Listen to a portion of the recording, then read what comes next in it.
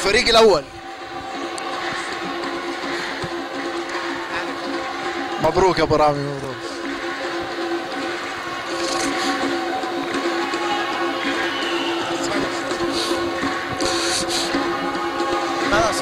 اسال الله سبحانه وتعالى اللي يرد الحق لاصحابه وفضل العريس نواف لا تفضل. والله يصدقنا، والله يصدقنا. طبعا هذا اللقاء اللي اجريناه مع السيد جمال تونس رئيس مجلس اداره نادي الوحده.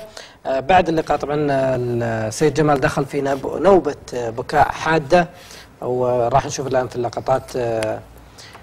طبعا بعد الاجراء اللقاء هذا تم نقله الى المستشفى نظرا لتعرضه لازمه صحيه، نسال الله ان يرفع عنا وعن جميع المسلمين ان شاء الله.